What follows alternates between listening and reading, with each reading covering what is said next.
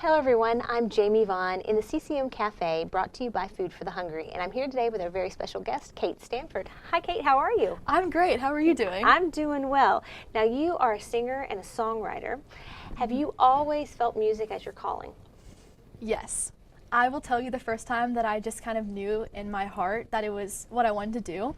I was actually 6 years old and I sang Hannah Montana for my school's talent show, and I remember getting up on stage and having this just feeling come over me like, I love this, number one, and number two, I'm good at this, number three, like this is what I want to do. And ever since then, I've just been doing it ever since. So, yeah.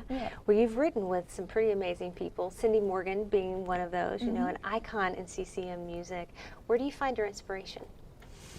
Honestly, the people around me, the people that I love the most, the people that I interact with on a day-to-day basis, and I just pull my inspiration from how God works through each of those people in my life. Now you're also a full-time student at UT, University of Texas at Austin. How do you balance all of that? Oh boy. You know, a lot of people ask me this question, and all I have to say is I use my calendar. I put down everything I need to do for the day. I write a list every single day of what I need to do. So whether that be doing my homework, putting out content, scheduling something, you know, like this interview. Right. So I think it's just prioritizing your needs and writing down your goals and saying, I'm going to do this for myself. I owe it to myself. And what are you majoring in? I am majoring in HDO, so that's human development, and then my minor is in business. Okay, So. all right.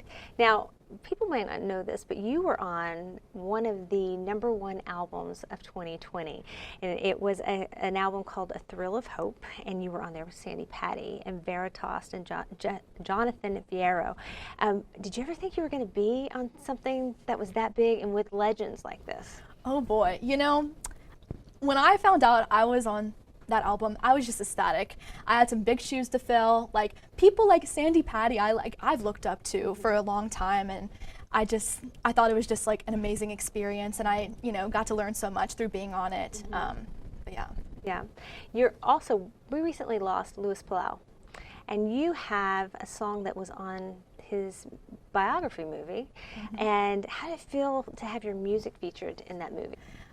Well, I remember the day that I was going to that movie theater to watch the movie being put out, and I lived in Baton Rouge at the time, so we drove to New Orleans that day, and I remember sitting in the movie theater watching the movie, and it was just wonderful. It was so well done, and then I heard my song, and it was just like this moment of euphoria, and I was just so excited. And he is just such an amazing man, and I think that people of all ages can look up to him, but especially young people, because he did so much through evangelizing in his young age. So, yeah. Well, you are back out on the road this summer in quite a few festivals. How can people find you? What festivals are you going to be at? And do you know what some of the towns that you'll be in?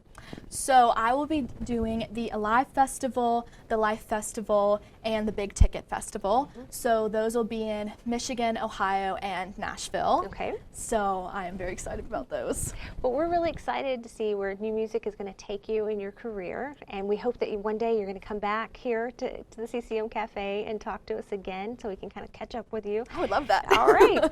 Have me back. And everybody be on the lookout for brand new music coming from Kate this summer.